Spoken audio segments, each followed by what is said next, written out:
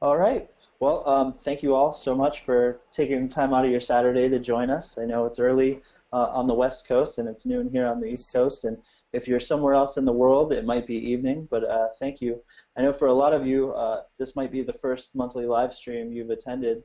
And I know this because our community nearly doubled in size in the last month, thanks in part to a nice feature we had on lifehacker.com. So. However you've heard about us, we're so glad to have you here with us learning to code, and so welcome. And this is our August live stream event. We do this once a month, and we have a lot of great info to share with you, a lot of great news. So welcome, and let's get started. All right, great. Thank you very much, Michael. Michael, of course, is our nonprofit guy. He is in charge of a lot of the administrative aspects of our nonprofits and a whole lot of other things. So that's Michael. I'll also quickly introduce the other people on the stream. If you can see my cursor, maybe not, but this gentleman here is DC-san here in San Francisco. Hey y'all, how's it going? DC, quick synopsis of yourself. I'm a long-time game designer and developer, and recently been working on a lot of apps that use real-time communication with chatbots, and so we have some cool chatbot stuff coming later today. Great. Thanks. And then Matt Yamamoto, I don't know if you have a microphone plugged in, Matt. Do you want to say something about yourself? Yeah, great. Glad to be here. No, I'm just jumping into FreeCodeCamp, trying to transition career towards development. So excited to be here. Great. Well, we're excited to have you, Matt. Matt is a camper who's going to be showing some of his amazing zip lines here in a minute. The gentleman to Matt's right is Berkeley. Berkeley, your camera is like seriously foggy, but we can still kind of see you. It may be the sun. Who knows? Yeah. Anyway, Berkeley, tell us a little bit about yourself. Sure. I also transitioned to development a while back, about a year and a half ago. I used to be a mechanical engineer. And I've known Quincy for a while, and I remember when Quincy started FreeCodeCamp, and I just started helping out just with advice here and there and a little bit of coding help, and then eventually I got sucked in, and I'm fully dived in now. Yeah, and Berkeley's one of our core contributors, and I mean, he's basically leading the way in terms of a lot of our technical development. So thank you all for joining me for our August live stream. And I'm going to go ahead and jump right in and show you all some cool stuff. So the first thing I want to show you is that we have a site called beta.freecodecamp.com. I'm going to make this a little bit bigger. It looks just like FreeCodeCamp, right? But it is a beta version. I see this sign in with GitHub. I'm going to attempt to do this, see if it works. Live demo. Did it work? It did. It signed me in with LinkedIn. I don't think we can see your screen, Quincy, unless I'm... Yeah, I won't... I didn't want to share my screen because it would potentially crash GoToMeeting, unfortunately. So if you want, you can mute the live stream and watch my screen on the live stream. So let me show you the map real quick. First of all, you'll see that we've significantly expanded the curriculum. We've also added these little progress bars for the individual sections. So we have substantially expanded the HTML and CSS section to include a lot of new things about the priority of CSS assignment and color, both RGB and hex code. We've expanded the Bootstrap section to include actually building kind of a little app that we'll be using for the jQuery section, which is still in development, but you can go ahead and jump in and play with it. And most of these challenges are completed. And then, of course, the JavaScript section, which everybody's been asking for. And then, immediately after you finish the JavaScript section, we'll go straight into the front-end development projects, the ziplines. So we've moved the ziplines from the back of the curriculum, right before the base jumps, to the front. We split the ziplines into two groups. The ones that are relatively easy to do without a whole lot of JavaScript, and then the ones that involve a lot more JavaScript, like building a tic-tac-toe game, for example. Those come after all the bonfires. And we've even added a new zipline. Thiago Ferreira in Scandinavia has contributed this excellent zipline where you'll build your own personal portfolio page. And that's actually the first one you'll do now, because it doesn't really involve much beyond HTML and CSS. Then, of course, we still have our bonfires, which we're hoping to get some additional bonfires if you're looking for something to contribute. We have done away with the old object-oriented programming through Udacity, and we're now using Node School courses. We're using a lot of Node School. I hope you all like Node School. It's open source, it's easy for us to modify, and it's going to be a good bridge while we build our additional content ourselves.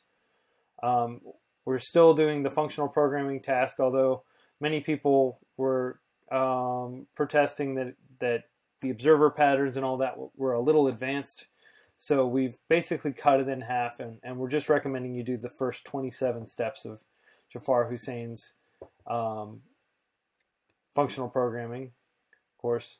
We also have a Git course through Node School and a MongoDB course through Node School. And the only non-FreeCodeCamp, non-Node School stuff we're using right now is Code School's AngularJS course, which was actually commissioned by Google themselves. It's a pretty good course, and we'll probably continue to use it. And then we have some additional stuff that you'll be able to see when you go in there. But real quick, I'm just going to see if I can live demo some jQuery challenges, and then some JavaScript challenges real quick. So we'll just jump right into, we'll do this targeting elements by ID using jQuery. I just grabbed it at random. I hope it works. Okay, so you'll see immediately like that we have this nice jQuery playground here on the right. We have all of these different elements here that can be manipulated. This is all HTML and CSS that you build up in the Bootstrap section, and then we're going to apply it in the jQuery section. Again, our goal is for you to be writing all the code that you're using, and for everything that affects this to be right here in the editor. So what we'll do, looks like there's a little bit of an issue here I'll need to fix. Let's go to a different one.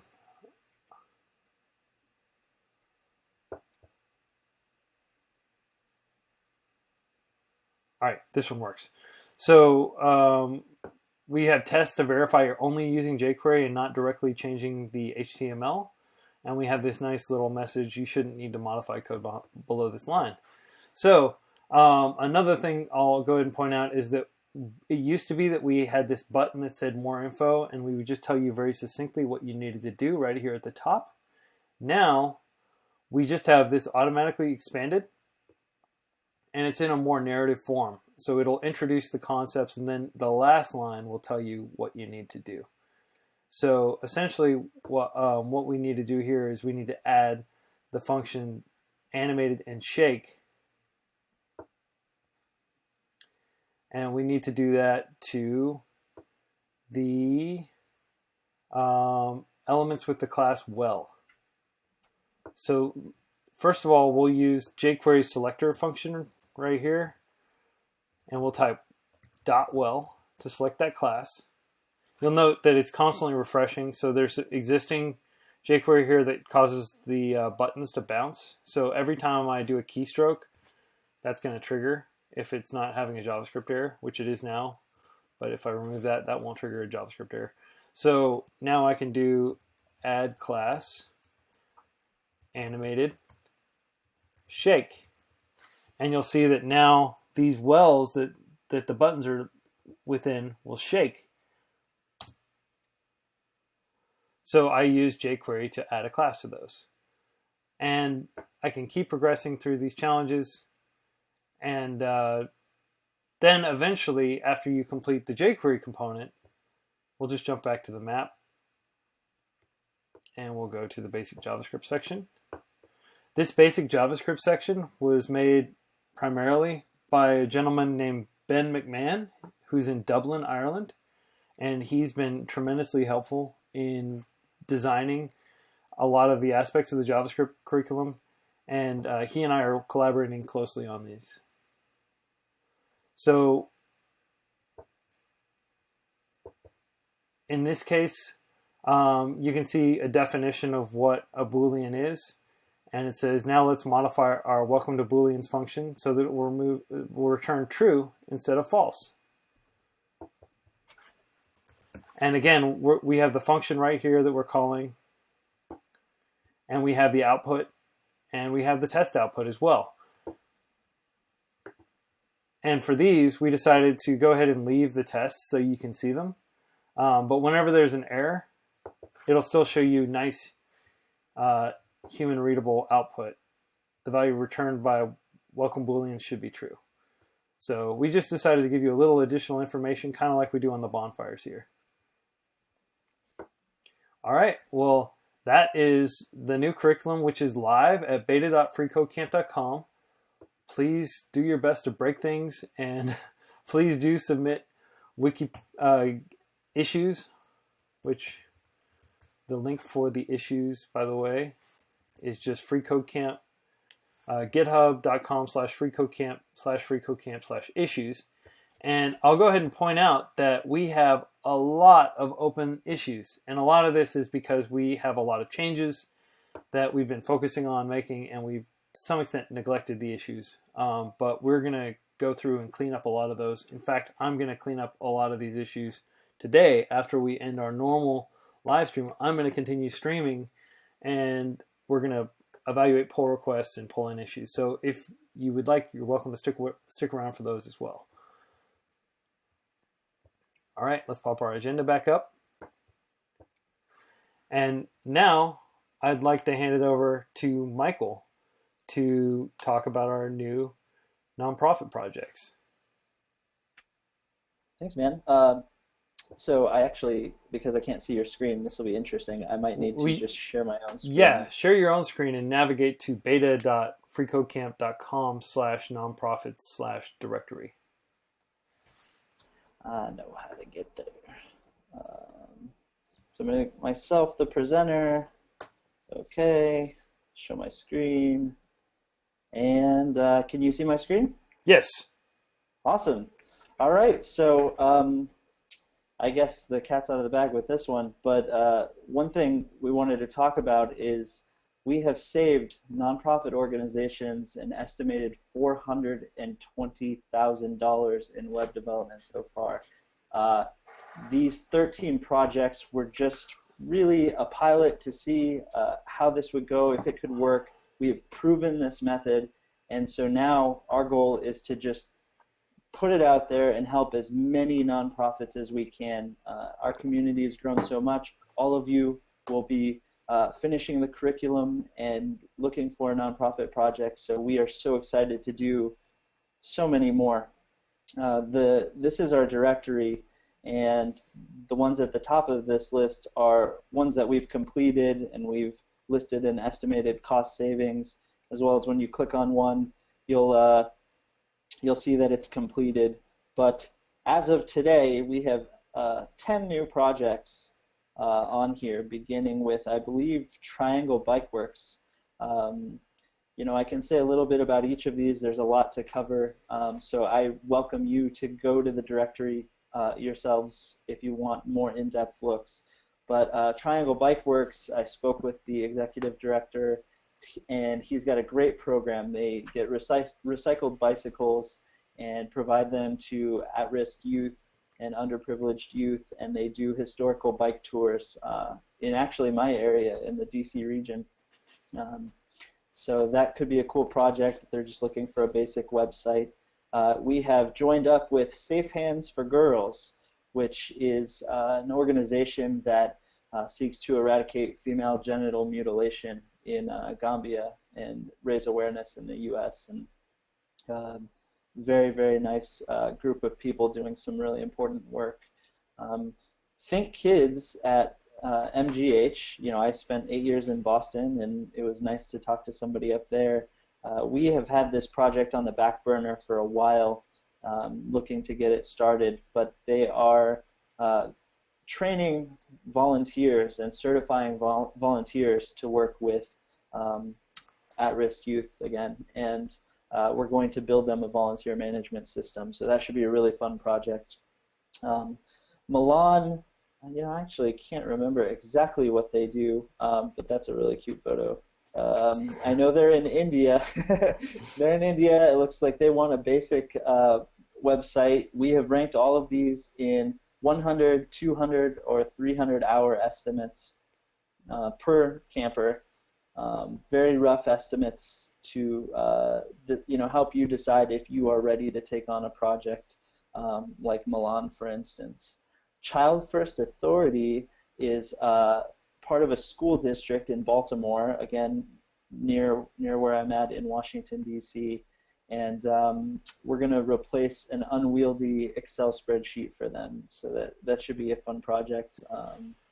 And I think they worked with, I don't know, there's like 8 heads of different school districts, and this is going to benefit all of them. So this is one of those projects that's going to have far-reaching implications and benefits for these guys. The Solace Foundation of Orange County is another great nonprofit that the director unfortunately lost her son to an overdose, and soon learned that there is a medication that can help pull someone out of an overdose. So her foundation is dedicated to educating people on how to use this medication that could possibly save lives, as well as they have support groups for others who have lost people to overdoses on drugs.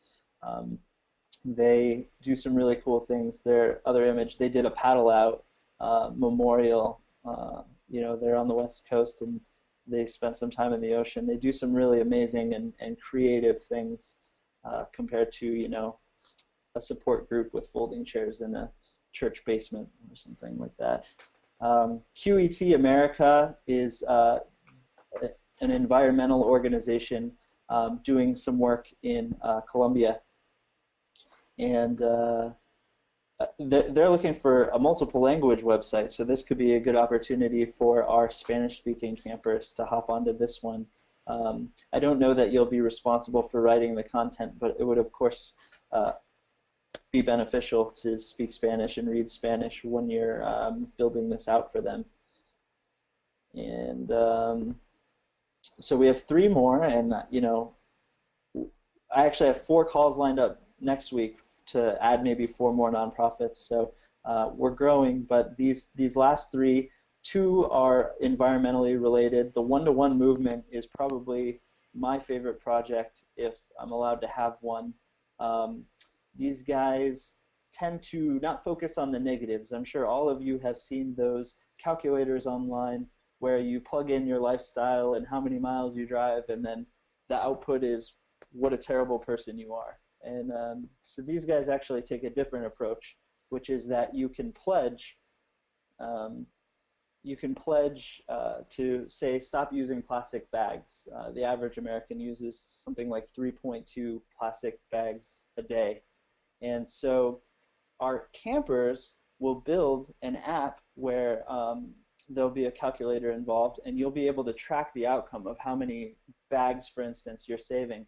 And as people pledge to your idea, the calculator will take into consideration their pledges as well, and we'll see that number of plastic bags saved just grow massively.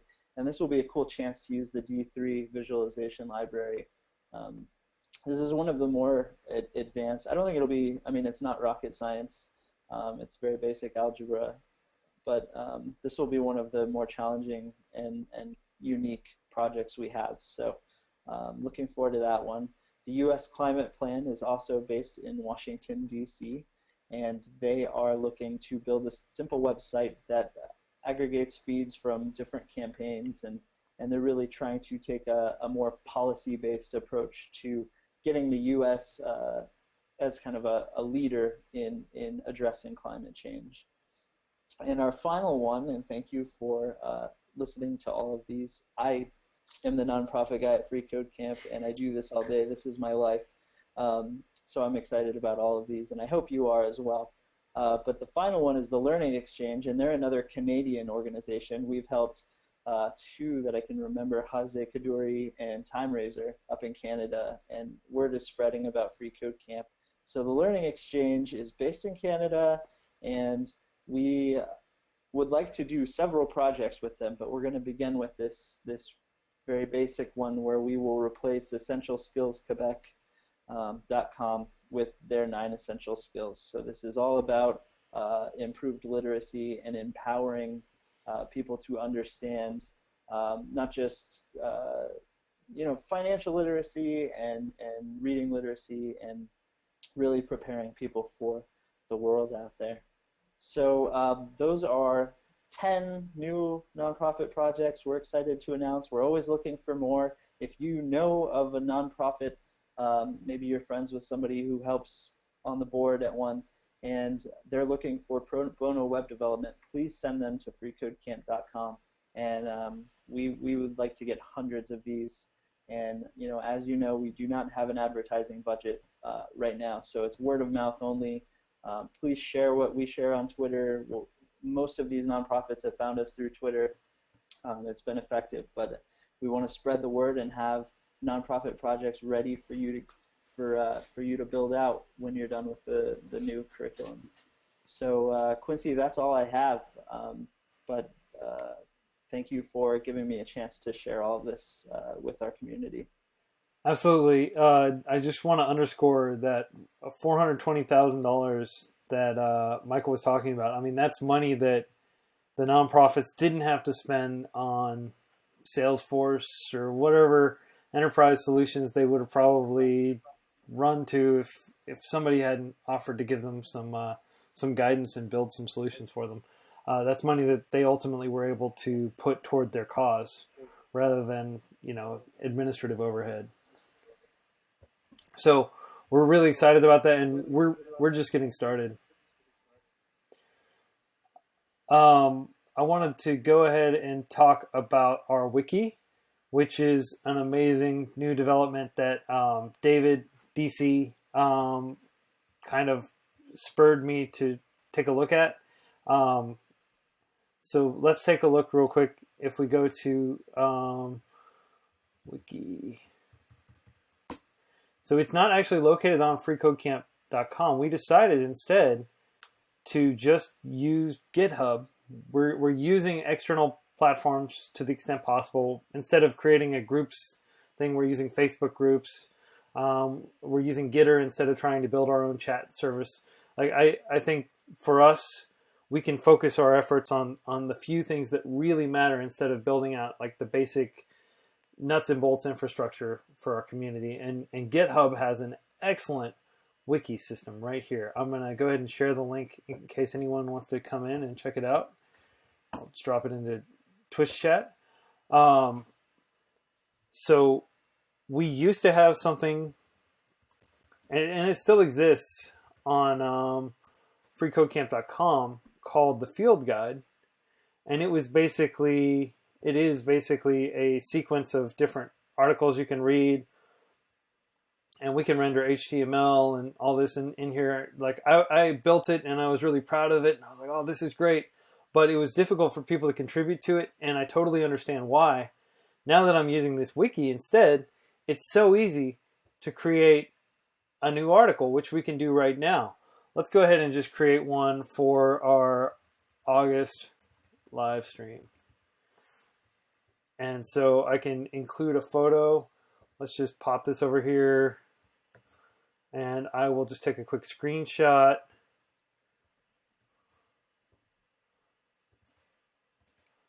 If I can get Sketch to open up. So let's just take a quick screenshot of this. We have 400 446 people watching, which I think is a new record. I don't think we've ever had 446 people watching our Twitch stream. So congratulations, everyone. You're part of FreeCodeCamp history right now. So I've got it's about twice as many. Yeah. So I'll just drop the image URL in here, and I'll just alt text is supported by default, which I love because we have a lot of campers who are visually impaired and use screen readers and other tools to get around websites. So we'll just say screenshot from our Twitch feed on August 1, 2015. And then we can just write about it in cool Wikipedia style, factitude. So we'll just say FreeCodeCamp's August live stream was the largest yet. The agenda included, and then I can just grab this copy here. And believe it or not, this is actually valid markdown. These little dashes are going to be rendered as bullets. And then later I can come back and add a... So this is what it looks like now. You can see that it includes the screenshot and everything. So let's go back here, and I'll just do the agenda included. And then I can just save this page. And now, if I go over to pages here, I can just search, and I'll just search for August live stream and pull it up. There it is. It's got its own URL, which I'll just drop into the Twitch stream real quick so everybody can see it. And you can even do these offline if you want. Like if you don't like GitHub's graphic user interface, you can clone it and modify it there. But basically, I'll just show you the home page real quick. If we go to home, so it's very convenient to traverse because it's got these pages. We'd love to have thousands of pages because search makes it so easy to get around, and we just like to link, one article to another. See, here's our article about Gator that I wrote last night, and it has some helpful links to get to, downloading the Gator app, for example, which if you haven't downloaded the desktop app or at least tried Gator, it's a great tool that we're working very closely with the team to improve Gator, and they're very receptive to our feedback. I met with their founder a few days ago in person in San Francisco. So the idea behind this wiki is it just makes it very trivially easy for you as a camper to come and contribute knowledge. If you want to add some tricks from Bootstrap or some tricks that you learned about jQuery that you can kind of sort into these short modular articles, then what we can do is somebody else will come along and create like basically kind of a list of such short articles that will link to a general list of tips. And then that list of tips will be linked to, maybe even our homepage where we say, here are some places to get started. So we had this new to FreeCodeCamp, and this is basically all the articles that were on our field guide originally, including our list of campsites, which has grown. I mean, I'm scrolling really fast here. There are like more than 300 campsites, all with their own Facebook and Gator rooms. The Facebook groups and their Gator rooms. Like this is one of my favorites, Yaoundé. It's a huge group, and I've really enjoyed talking with some campers from Yaoundé.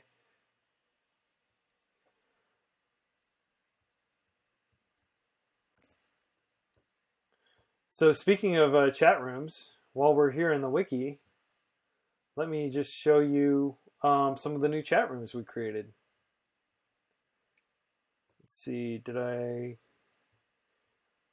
so we'll just go to, I can just type chat, and it's immediate full text search. So we'll just go to official chat rooms. And let me just kind of highlight some of these new chat rooms in case you haven't checked out this list yet, which is also on freecodecamp.com, but the newest version of this is in the Wiki. We're not going to update the field guide articles anymore. In fact, I've completely removed the field guide from beta. So this will be our new kind of go-to resource.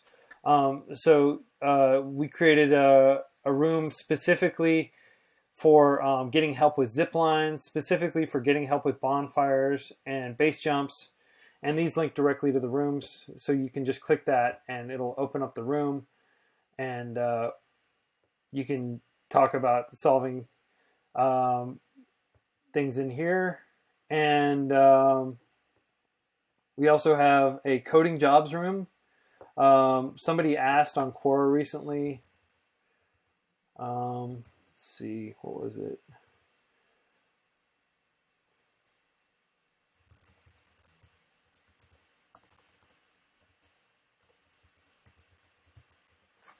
Here. Has anyone landed a job after completing FreeCodeCamp? And of course, the answer is like tons of people have. But like we had 3 people that got a job last week that I knew of. So I wrote this article, like somebody asked me this question on Quora, which I'll go ahead and drop in there. But because a lot of campers are going out and applying for jobs, and applying for jobs is a pretty tricky task, I decided that we would go ahead and just create a jobs room where you can just talk all day long with other campers about interviewing, networking, building a portfolio. Another room that we felt we needed to create was a motivational room, because frankly, like, learning to code is not a technical problem. It's not a question of whether you're smart enough. It's a question of whether you're motivated enough. So we created the You Can Do This room where you can get moral support and just kind of share your feelings about learning to code, because everybody goes through a lot of rough patches when they're learning to code. Their development environment gets screwed up. They just get, error messages that aren't very helpful. And it's just a matter of like going and like talking to other people and staying motivated. Because if you can stay motivated, if you can keep coding every day, you are going to learn how to code well enough to get a job. Like, that is pretty much certain. Another room we created is the Newsroom, where we talk about stories that are trending on Camper News. We also created an issues room for us to discuss in real time outstanding GitHub issues. Our pair programming women room has been very popular with women. Of course, women can pair program with whomever they want, but if they choose to pair program with other women, we wanted them to have a nice environment where they could coordinate that. Another room we recently created is the Halfway Club, which is for campers who've completed all the base jumps, zip lines, and bonfires, and are either starting or have already started the nonprofit projects. So, of course, in our curriculum, we say 800 hours of basically content that you work through, and then 800 hours of nonprofit projects. In practice, most people get a job before they even start a nonprofit project or shortly after they finish their first one. But we ideally want people to be doing lots of them. We're not going to tell them don't go and get a job, but if they can stick around to do more nonprofit projects, we've got tons of nonprofits that need our help. We've also created a beta room where you can discuss changes in the beta, and we've created a data science room, which is basically where we're going to discuss our data set. FreeCodeCamp's data set will be anonymized and basically made completely public to where nobody can be identified, of course, because we don't want anyone to know any information about you as a person, but campers in aggregate, a lot of academics, a lot of researchers have been approaching me asking for our data set because they want to write academic papers about FreeCodeCamp and its new kind of paradigm of teaching people how to code and getting them employed. So we're planning to join the open data movement, and this data science room is where, if you're interested in data science, if you're interested in statistics, you can go here, and we're going to be taking huge swaths of our data, basically everything we can, and releasing it to the public. Like, literally anybody, any kid on Kaggle can pick it up and start gaining, making meaningful inferences from it. So those are our new chat rooms, and we're really excited about them. We also, of course, have chat rooms for every single campsite in every single city, which 350 rooms for that. Keep in mind that because we have so many rooms, a lot of them are going to be kind of sparse, but they will gradually pick up as we grow, and it just takes a few people chatting in a room to kind of create that critical mass, and more people will pile in, and we've seen a lot of our chat rooms just really blow up in terms of volume of interactions. So with that, I would like to mention that we have some new live streams. We recently created a livecoding.tv account, and we're going to be streaming a lot of content here. You can see that actually Chris is streaming right now, which I'm going to pause, but we're getting some followers here. I'll go ahead and drop this into the stream as well. And our goal is to be streaming eventually 24/7, streaming probably more game development like we did. We had a huge game development marathon 2 weekends ago that was very successful. We had probably 40 or 50 concurrent people watching that the entire weekend. We went 24/7 for the entire weekend. I was even up at 3 in the morning, really groggy, doing some gaming related to programming. So because we now have our Twitch and our live coding, we also decided to create an internet radio station, which is something that was very frequently requested by our campers. The idea is that instead of having song requests on Twitch, we have the ability to basically anybody who wants can come in and request music, and they've got their own playlists and they can jump in and DJ. So right here we can see V Niche is basically playing a song from his playlist. And this room, we would love to get more people in here. I'm in here a lot, playing a lot of electronic music. Some people play rock. It's a good eclectic mix. Looks like Earth, Wind, and Fire just came on. I mean, there's all kinds of awesome stuff going on here. So I'm going to drop this link in the stream as well. And I will say that Plug is great. It's free. You don't have to have an account. Let me just verify. This is, if you go and you don't have an account, this is what you'll see when you try to go to FreeCodeCamp. I think you'll still be able to listen to music. So you may have to, yeah, there you go. So yeah, it'll play. So I strongly recommend you check out both our live coding channel and our internet radio channel. And I'll, of course, add links to all that in the wiki soon. Awesome. That was a plug for Plug. Yeah, a plug for Plug. I love their product. It's free. It's cool. So with that, Quincy, I would like to introduce... We have over 540 people watching the stream right now. It's a new record. Yeah, great to have you all here.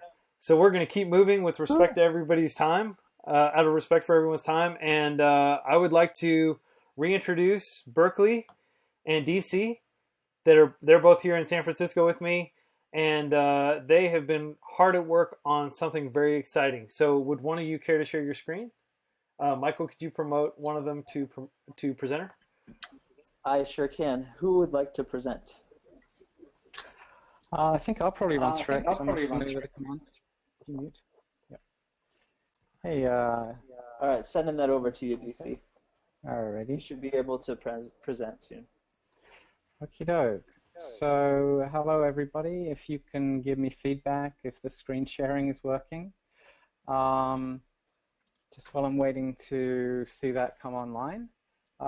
We've been working on some very exciting chat room technology. So as you know, one of the great things about FreeCodeCamp is the active community that we've got. So let me just run through and show you some of the things that we've got here. So we've built a chatbot that is going to help people in the chat room to bring in all of the other content from FreeCodeCamp, from the wiki and other sources that we have. So we're just rolling it out very gently. Right now it's live in FreeCodeCamp on Gitter. I am in the help Bonfires channel. So I'm showing the link up here on screen, and you can go to Help Bonfires and try it out. So let's just walk through some of the things that this chatbot can do. So if I go into the Help Bonfires channel, which I've got here, basically if you type in help, it will give you a list of commands that the bot can actually do. So for example, you can type find by a topic, and it will give a list. So let me, for example, if I type in find JS, it will give me a list of all the JavaScript entries from the wiki. And then you could actually click to go through and look at any of those. So I could just click on the ternary, JS ternary, and it will bring me right into the wiki, and you could edit and add things. One thing that you can also do that's a little bit neat is right in line in the chat, you could just type wiki JS ternary, for example, and it will bring in a little example piece of text like that, where there's the first part of the demo coming, the first part of the wiki entry coming in. So what we do is, if I just compare that, if I go back to looking at that in the wiki itself, you'll see there's an H2 tag. There's a bunch of other stuff here.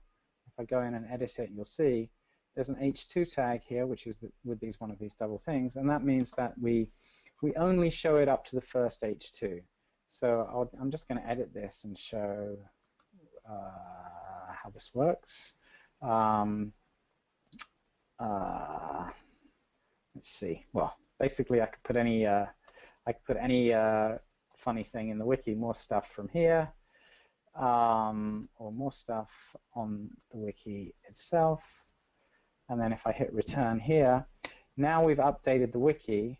And in fact, the process for updating the wiki still involves me doing one manual step, but we're going to automate that soon. So now if I go back into the chat room and I type help JS, or help and wiki are just synonyms for each other, help or wiki JS ternary, you'll see that line that I added there, more stuff on the wiki itself. So you can very quickly create things in real time. So for example, I think when Quincy was, oops, let's just say, hey, it worked. August. I think when Quincy was doing the August live stream and created an entry for that, I can now do find August, and there's the August live stream, and you can immediately go and find that in the wiki as well.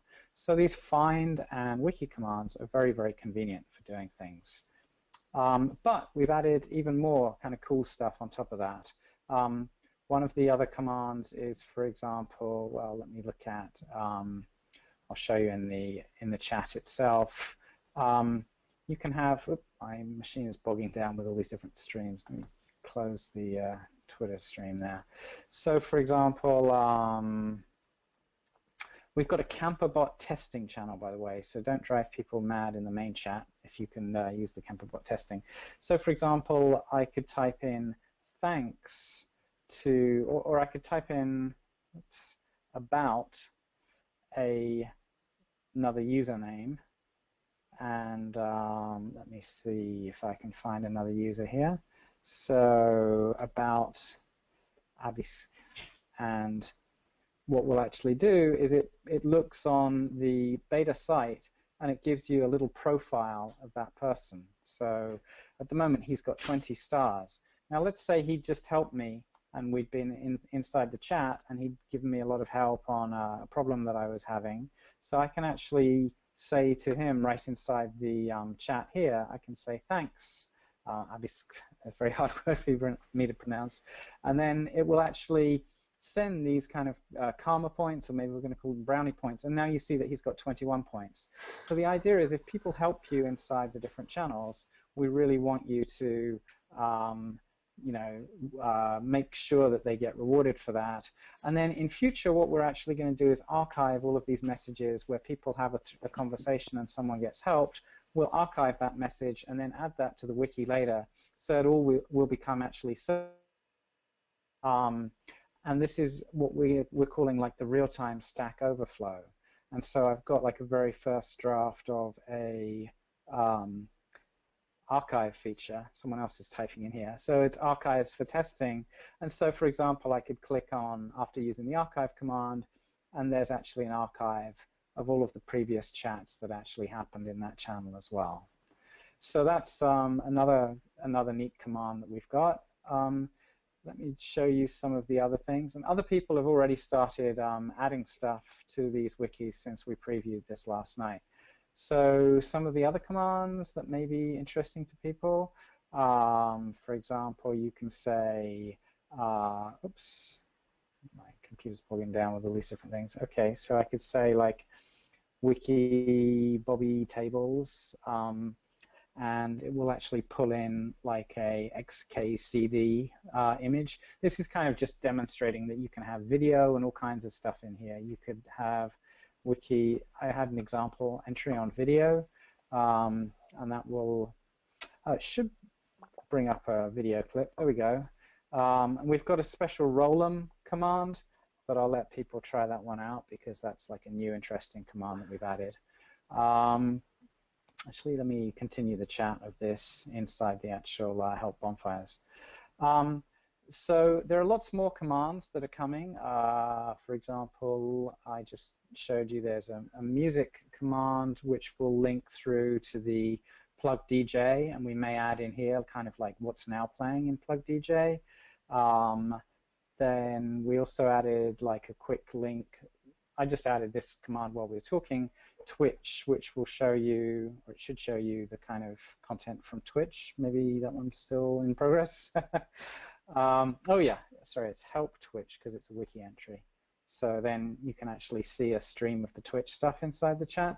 And basically all of the commands for this, the next thing that we're going to be working on is probably bonfires, but we're really, really interested in any kind of help and comments that people would like to add. So just like everything on FreeCodeCamp, the source for this is actually all open source. So here's the URL, and if you look on, if you ask for help from the chatbot, then it will link you through, and you can actually come in, and we've got a Gator Room for that as well. And so the next things that we're probably planning are like step-by-step tutorials for the bonfires and some other things like real-time tagging, and then maybe potential natural language processing and things like that. So the chat that we're using for the GitterBot is linked to the actual repo, and so any contributions you'll be able to see kind of in real time in the repo thread over here. And if people want to pair program or get joined in to making this chatbot, it's actually pretty simple. So I'm opening up the window here to the chatbot code itself. And if you go into that repo, you'll find there's a file called bot commands where it's very easy to just add new commands. So for example, the command in here that I just showed, which was music, is literally as simple as creating a string and returning that string back to the chat room. So in this bot commands file, it's very easy to add new commands as we go on. So that's an overview of where the current chatbot is at, and I'd encourage people to go into the either the Gator Camperbot/testing channel or on FreeCodeCamp Help Bonfires and you know, play around with the bot and find out where the chat rooms are, and together we can make this into a really cool thing for the future of like real-time learning. So that's an overview of the chatbot. Thank you very much. Awesome, DC. And I just wanted to point out that camper Ryan Malm is behind the artwork for CamperBot, and he did a fantastic job. He really blew us away. Yep. We've got some really cool personality to the chatbot. So excellent. Thank you very much. I just want to give DC, you especially, and also Berkeley for helping a lot on the integration side on FreeCodeCamp. I just want to give you both a big round of applause. Cool. If you all would join me in a round of applause around the world for these two gentlemen working very hard at building out new features. Good job, fellas. I mean, this is going to revolutionize our chat room. I just want to like underscore the magnitude. Yeah, one feature that's kind of interesting is if you go in the chat room and if you type, I'm in Help Bonfires right now, and you type like help some random thing, or what you could do is first try and find it. We may have an entry on random. It doesn't look like it. So if you then type like help random, it will say no wiki entry has been found, and it gives you a link right there that you can just click, and you can just create it right away and say, my random thing, and then you could put in a little h2, and like more random stuff would go below there, and you'd hit OK. And then I'm just going to, unfortunately, I have to manually deploy it right now. But now, if I go back to the chat room and type help random, then it should, in real time, I always love doing live demos. There we go. And here is the wiki entry that some person just created. So we've got a real-time way of creating documents and adding them to the FreeCodeCamp knowledge base. So everybody, please contribute wiki content. If you want to code, help us with code. If you want to content, help us with content. So sorry, Quincy, that's just, I thought it would be good to show somebody actually how easy it is to add to the wiki. Thank you so much. Yeah. I'm extremely excited about the wiki. So just let me do a quick aside about what David's working on here. I often get approached by campers who are asking for forums and other forms of asynchronous kind of like content logging, if you will, like longer form conversations. And FreeCodeCamp, we're very big on real time. The web enables real time. Frankly, there are so many people in FreeCodeCamp. We have like 75,000 campers who are registered, and we have more than 100,000 monthly active campers that aren't necessarily registered, but we made all our content available without creating an account.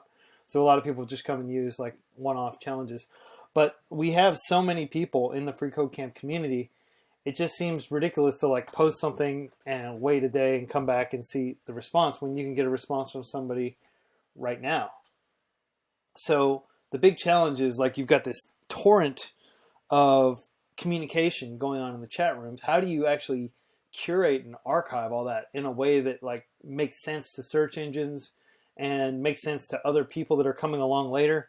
And what DC is working on is essentially a way to figure out, just from looking at the transcript of the text, what's significant. Was there a thank you at the end of it? Are these questions frequently asked?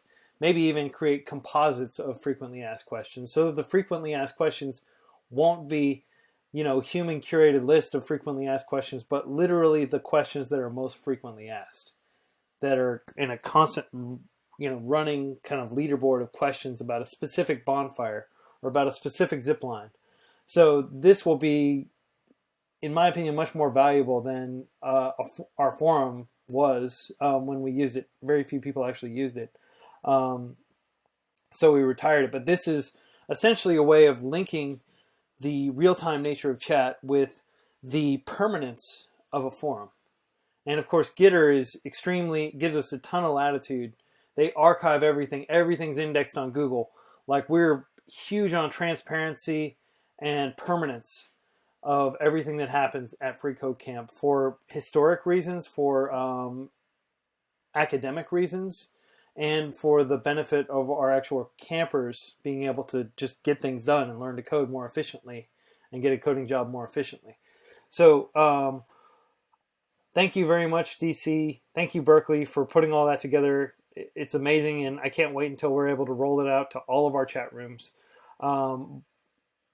We are a little bit behind schedule, but I want to hand over the presentation to this gentleman. I could add one thing.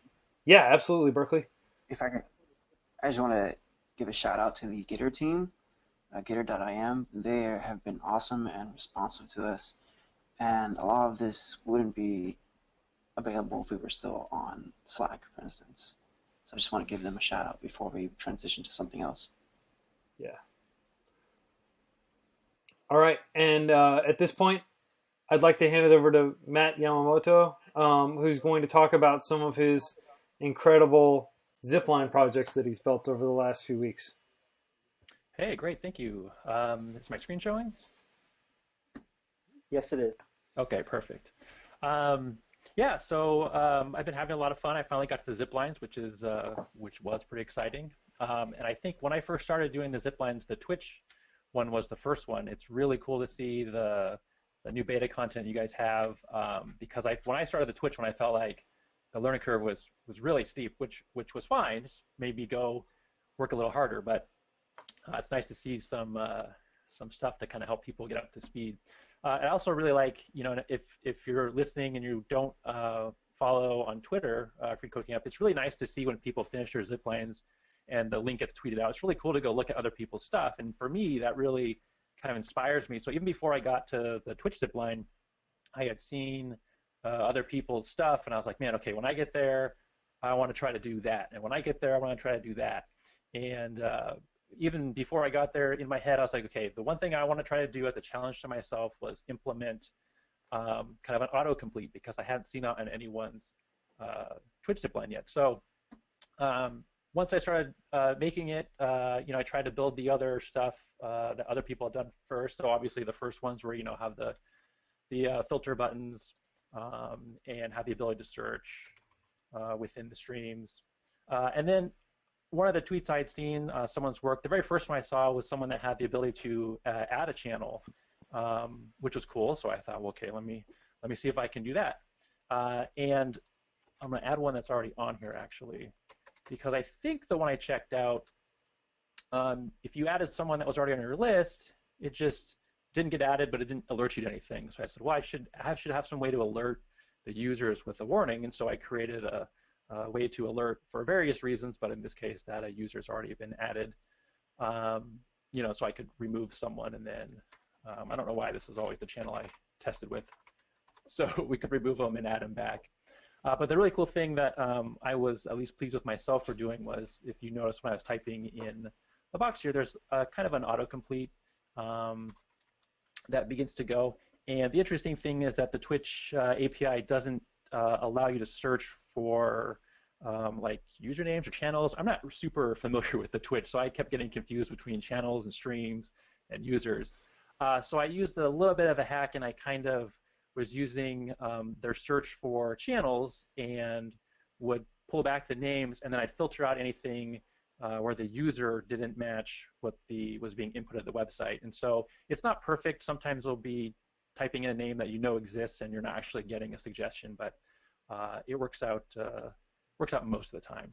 So I was pretty happy with that, and I would say that at this point I was thinking a lot about, I tend to test on my browser on my desktop, obviously where I'm working, but I always try to look on my iPad and iPhone to see what's looking like there, because I know how important kind of having what you're developing work everywhere, and that's been a little bit of a challenge for me. This one doesn't work quite well on my iPhone yet. I plan to go back maybe and work with that some more. So after I finished that, I was feeling pretty confident with myself, because this was the first time I put together all the skills of HTML, CSS, and the JavaScript and a lot of jQuery. And so I was moving on to the random quote generator.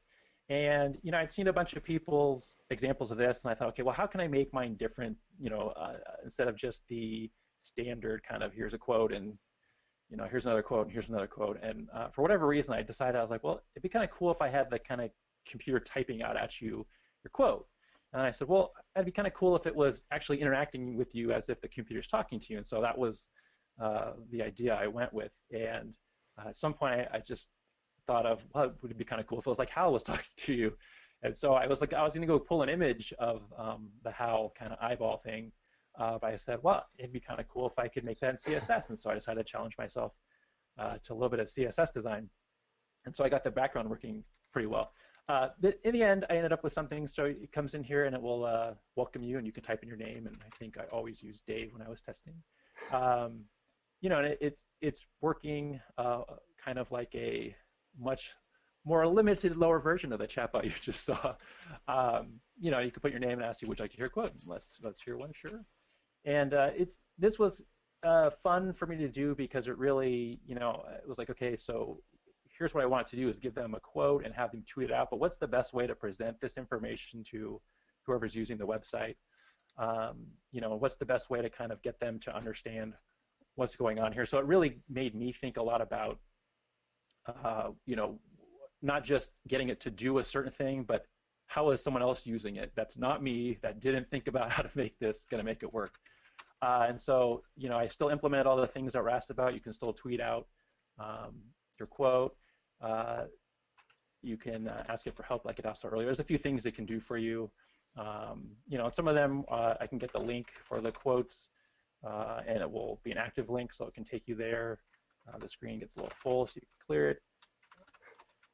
And I put some fun stuff in there, like from the movie. Maybe we want to open the pod bay doors.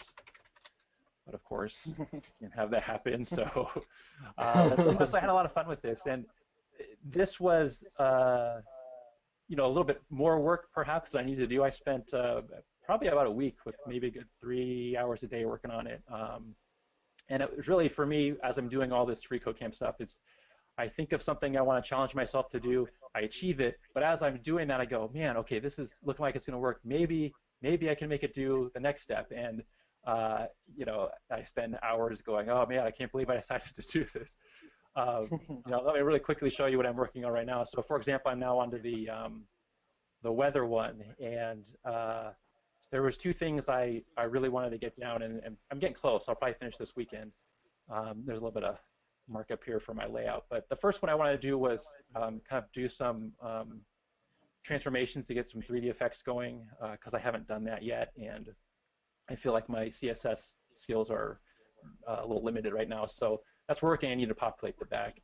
And then I can't remember the person's name, but there was a camper maybe a week and a half ago that finished the weather app, and she had a bunch of SVG animations in the background moving across the screen. It was very well done. And after I saw that, I was like, man, I should really look up some SVG stuff and how that kind of graphic element works. And so I've tried to implement this day meter. It kind of shows you the progress of the sun between sunrise and sunset. And so if I do a reload here. And while we're waiting for that reload, I'll just say the camper is Heather Trovey, and she has some amazing zip lines as well. I was actually going to have her come on as well with you, Matt, but she had a thing with her daughter. But yeah, her stuff is it's really amazing if you haven't gone to look at it yet. So anyway, I got the graphic. I just got this working actually this morning before I took the GoToMeeting call. So I was actually really excited to get the meter. It kind of sets the sunrise, sunset points, and is actually showing the progress of the day. I got to work on these words, rotations, and stuff. But in any event, for me, the challenge with the zip lines isn't to do the stories that are put forth in the zipline itself. It's really, okay, I know I can get that done, and it's going to teach me as I do that. But really, what can I do for myself that's new and going to push what I'm doing? And it's really, after doing the Twitch zipline, which took me, I don't know, maybe 3 weeks, as I'm doing these other ones, it's just so much easier, so much quicker, because it's like, okay, I want to do this. I know exactly how to do this because it's very similar to what I did before. And so it's, like I said, it's good to see the new beta stuff. I think that'll really help a lot of the campers ramp up as they're doing the other zip lines. So that is, those are the zip lines I've done so far. We need to get you on a nonprofit project stat. That's really good work, Matt. Yeah, thank you. Just a quick footnote to what Matt was saying. He talked about how he struggled initially to try to build the first zip line, but in the process of struggling, he learned a whole lot of different things, and now it's all downhill in terms of it'll always. We always say you'll never know less than you know now, right? Every little bit of information you essentially incorporate into your skill set through practice will just make you a better developer. And it's great that you're taking these so seriously, Matt. Yeah, and it's a lot of fun. I'm eager to get through the curriculum, but I think I'm a little bit of a perfectionist sometimes, and so I'm also eager to make it, meet my own standards. So. Well, thank you very much, Matt. So I think that concludes our agenda for what we wanted to talk about, and we've gone a little bit long, but we want to stick around and answer questions, and then as soon as we've answered all the questions, the plan is I'm going to continue streaming, and we're going to go and attack this massive, amount. I think we have 25 outstanding pull requests. I'm just going to start trying to plug through those and verify whether they're good and address them, and I'm going to do that live on stream so you can watch that workflow. And if any of you want to pair program with me, that'd be great. We can do that too. But that's the plan. So I don't know if anybody has been gathering questions. There have been some really good questions that have been asked, and they've just blazed past because there's so much activity in the chat. But would anybody like to curate? Can somebody volunteer? Okay. One question that's been coming up a lot is for those trying the beta site database is not currently synced up. So it's a very old version of the database. There's only about 40,000 users on that. So your account may not exist on the beta.freecodecamp.com version. Another question that's been coming up, GitHub, the Google and Facebook auth do not work currently, and that is probably because the URL is different and Google and Facebook don't really like that. But Twitter and GitHub is working, and you could always sign in with email. Another question is there a timeline for the release of this new coursewares? And I think it should be any day now. Quincy, do you have any more insight into that? Absolutely. So I will tell you that FreeCodeCamp is growing very rapidly. We get like more than 1,000 new campers a day coming to check out the site for the first time. So we want to be very conservative about actually pushing stuff that could be like a diminished user experience. We want to be very cognizant and put our best foot forward.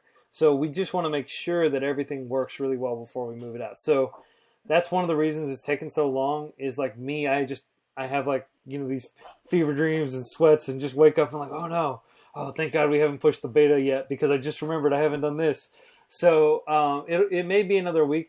I mean, honestly, I just want to make sure that we're completely ready to roll and that, you know, for example, like all of our press that has come, like we've been in, you know, Inc. magazine, Time magazine, Tech Republic, Lifehacker, of course, which has been huge. I never would have imagined that Lifehacker would be so much more important than like Wired magazine, but it is. I mean, that's people read Lifehacker, especially people that are interested in learning the code.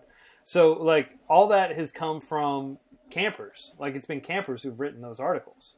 They just happen to work at Wired or they just happen to work at Lifehacker. So we're not doing any PR at all. And we had no knowledge of any of those things happening before they happened. We just thank our lucky stars that FreeCodeCamp was in a stable state and that we didn't like look like a bunch of idiots that couldn't keep our servers running, you know? So for that reason, another good point is this is like a huge change. Our backend is changing drastically. We're also using multiple servers in this new version. There's a lot of things that are changing. We want to make sure everything is working. There's another question here in the stream, if I can find it. What do campers do that are currently doing classes or doing the code school stuff? What do they do with the new curriculum when it's introduced? That's always a very good question. I'll take that one if that's okay with you. So there's always like this like, oh man, but I was halfway through that course. And what my advice is like, please finish that course, enjoy it. Like we don't recommend mediocre courses. Like Codecademy has really good stuff in my opinion. It may not be ideal. It may be somewhat dated, but I will say that that they work very hard on their courseware. And same thing with like Code School, same thing with Udacity and a lot of these other resources that we're replacing. The Stanford CS 101 class is excellent. I recommend you take it if you want, but what we're doing when we remove it from our curriculum is we're saying it's not necessarily worth your time and energy. We assume that you are extremely busy. We assume that everybody at FreeCodeCamp has jobs, or they have kids, or they have a mortgage, or they're just hustling and trying to get things done. And we want to be as respectful of your time as possible, which is one of the reasons why we basically try to make everything as succinct as possible and just save you time. And for that reason, if we pull some content and replace it with our own content, there are several reasons for that. One, we have full control over our own content. We have no control over Codecademy. Some of the bugs we've reported to Codecademy have just gone unfixed. they probably have a huge development team and all this stuff, but they just can't keep up with all the issues, I guess. But we can stay on top of the issues, and we will, and we'll make sure that bugs get fixed. We'll make sure that we have control over that. Another thing is we'll have better analytics in terms of where people have trouble, where people get frustrated and quit FreeCodeCamp, those kinds of things. And people don't generally quit. They like quit for a while and go do something else, and then they'll come back eventually and be like, oh, I need to get back on this. But we don't even want them to like temporarily take a break. Like ideally, in my opinion, you should try to be coding a little bit every single day if you want to keep making progress. You know, you talk to like world famous pianists, they don't stop playing piano and just take a week off. You know, like they practice every day. And that's generally the case for everything that you're passionate about, that you really care about. So we have the analytics if we have our own content as well. And another thing is it's open source. We use Node School a lot. Node School is completely open source. I know some of the key contributors on that, and they're really cool people, and they have good intentions. I don't know. Code School just got acquired by a big corporation, Pluralsight, that is basically enterprise content. I don't know how long that stuff's going to be freely available. Like most of it isn't freely available. The Angular course is still freely available, and we're going to continue to use that for now. But we just want to have as much control over the quality of the content, and we want to be able to fix things, and we want the analytics. Those are the reasons why we're trying to replace with our own content.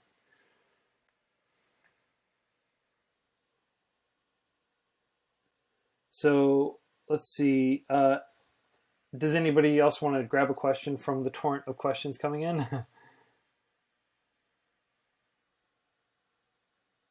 Yeah, I'll go. Someone, I have to scroll up, M. Berkeley had asked if they were going to refer a nonprofit to FreeCodeCamp. Is there a link that they should give them? You know, giving them just freeCodeCamp.com, they'll be able to find us. There's a call to action that says, my nonprofit needs coding help, or something along those lines. You can also send them to freecodecamp.com/nonprofits. Or they could tweet at us. I'm Code Nonprofit on Twitter. They could also tweet at FreeCodeCamp, and we'll get the process started. So again, please tell everyone you know that we're coding pro bono. Another question, Nezteb asked, how do you feel about creating short curriculums for teaching computer science and web development to middle and high schoolers? So actually a lot of homeschoolers and a lot of high school programs are actually using FreeCodeCamp actively. Penn State, I got like an email from one of their students that said they were creating like an informal learn to code group in like their MBA program. So they're using FreeCodeCamp. Like a lot of people are using FreeCodeCamp for different purposes. One of the perils of trying to design a curriculum for a lot of different types of people is you lose the focus. Right now, our curriculum is purely focused on busy adults who are trying to learn to code for the reason of getting a coding job. And that's how we're going to stay focused. Because frankly, that's the biggest underserved majority of people who need to learn to code, are people who are already out of school and can't just go and take some computer science courses in their degree program, can't just drop everything and go to a coding boot camp. Those are the people that we want to help. So if we're able to help homeschoolers and high schoolers and middle schoolers and MBA students and all these other demographics, that's wonderful. But there's only so much we can do without, kind of diluting our mission. And we definitely want to make everything open source. We want to keep it, well, we will make everything open source. Everything's open source, everything's free, everything's self-paced, everything's browser-based. We want to take away all the excuses for people not using us. We're even making an offline mode where you can basically use FreeCodeCamp on a computer that has intermittent power access and no internet. I have a friend who basically takes Khan Academy lessons, packages them up on Raspberry Pis, and then sends them to Africa and South Asia, where people use them to learn science and math, and we want to be included on those. So we're going to have a nice offline mode soon. We are serious about accessibility. We want coding to be accessible to everyone. That's part of our overall mission. We want to be the best place to learn to code, period. And we'll get there. But it's just a matter of prioritization. So middle school and high school is not a high priority at this point because they have tremendous resources already available to them. However, if you're able to use FreeCodeCamp for those purposes, we will definitely do what we can to help you. So Quincy, someone asked, so if we are working on the original FCC, should we switch just to the beta now? That depends on whether you feel comfortable doing that. The beta, you're going to encounter a lot more bugs.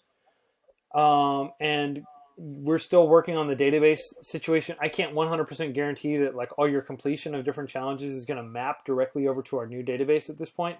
Berkeley's working on that. We're hopeful that we can get that going, but we're just not. I mean, I just want you to make the most of your time. And if you feel that the best use of your time is to use the new challenges, which are superior in my opinion.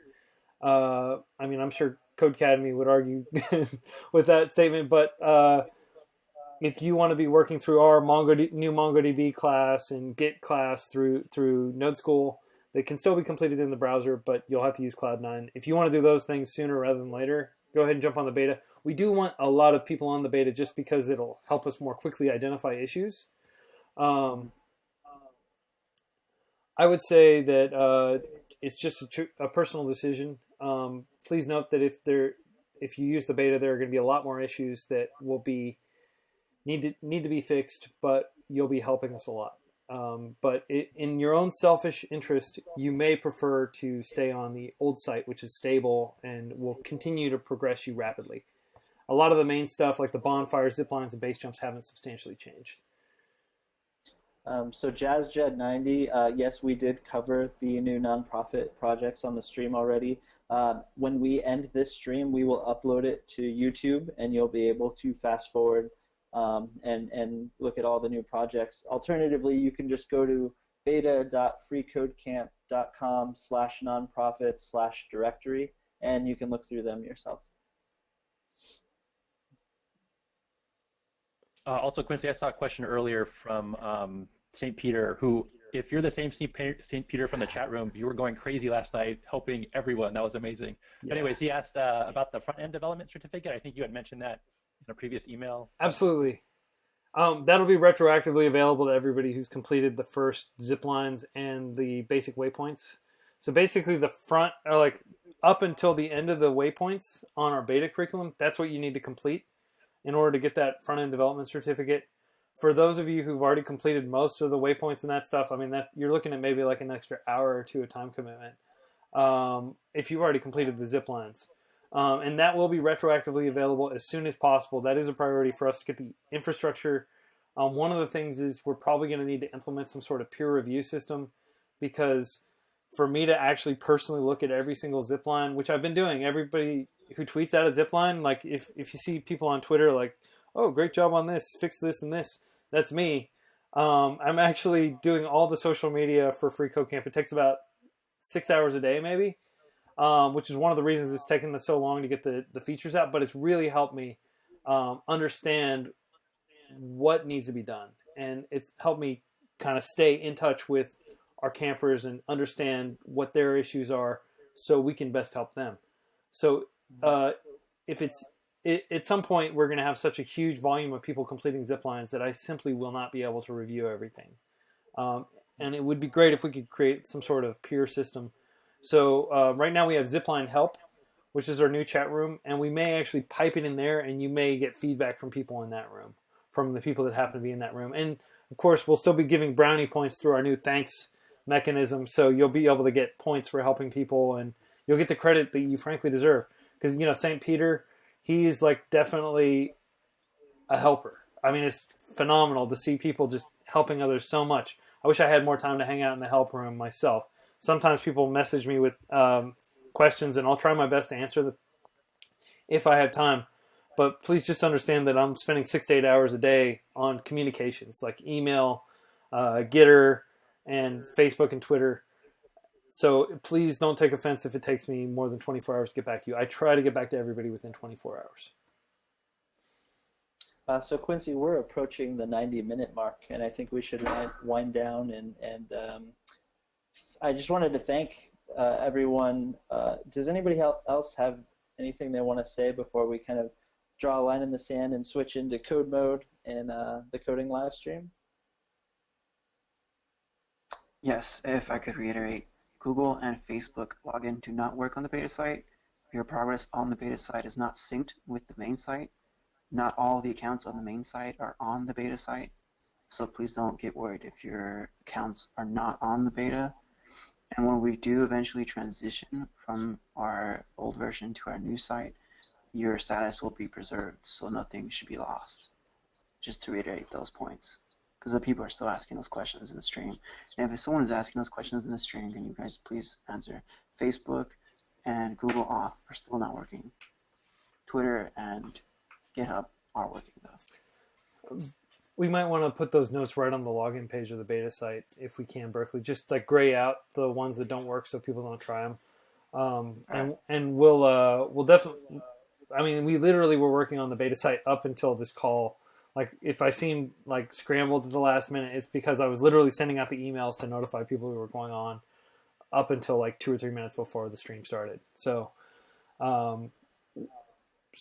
thank you everyone for joining us. We'll go ahead and wrap up this, but please do not leave. All of you who are viewing, I'm going to stick around. I'm going to answer a whole lot of questions. We're going to rock out to our plug.dj radio station. I hope you'll join and throw some awesome tunes on as well. We'd love to hear what music you like. And we will continue to stream for probably another 2 or 3 hours. So please, I'm gonna go to a quick commercial break and stop the stream, and then I'll relaunch so we can actually export that to YouTube. So everybody who missed anything will be able to view it on our YouTube page. If you haven't already followed us on Twitch, please do so. While I'm at it, if you haven't followed us on, if you haven't followed me on Quora, I answer a ton of questions. Quora is my favorite social network, and the link for you to do that is I'll just post some links right here in the chat.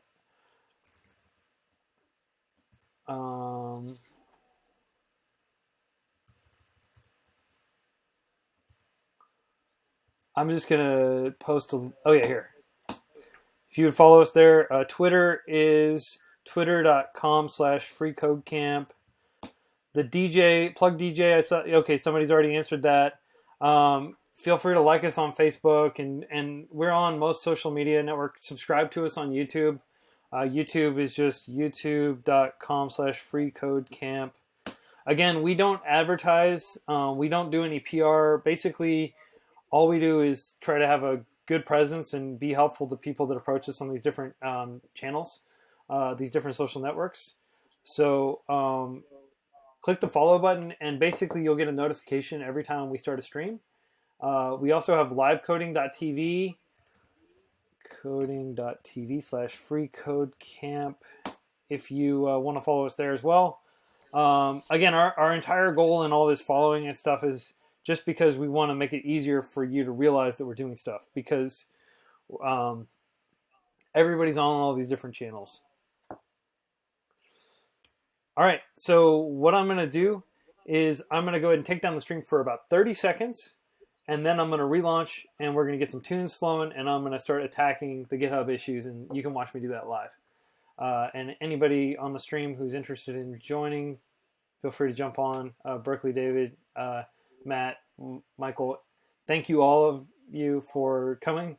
This has been a wonderful live stream, and I'm really looking forward to sharing this on YouTube and tweeting it out so other people can watch and see all the amazing things we're doing. Just to recap all the new innovations real quick, because there are a lot in the last month. We have a ton of new challenges, jQuery and JavaScript. We have a ton of new full stack challenges that we've added and refined our existing kind of full stack challenges. We have our new Wiki, which is I'm extremely excited about.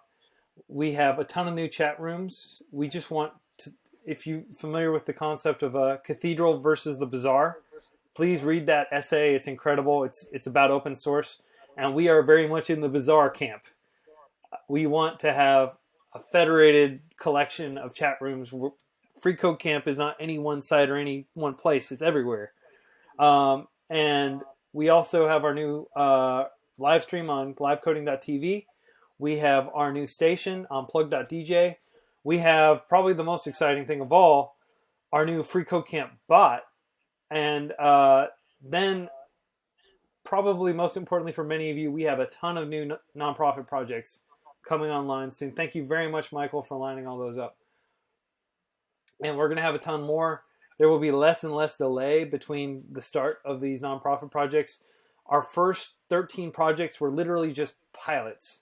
I mean, it was literally to prove that we could do it because so many people were skeptical. I remember talking to so many organizations who just doubted that we could actually get this to work, like a bunch of volunteers building things for nonprofits. We learned a ton during that process, and we're going to apply that knowledge to future nonprofit projects. So thank you, everyone. Thanks, everyone. Happy coding. All right, we'll be back in 30 seconds.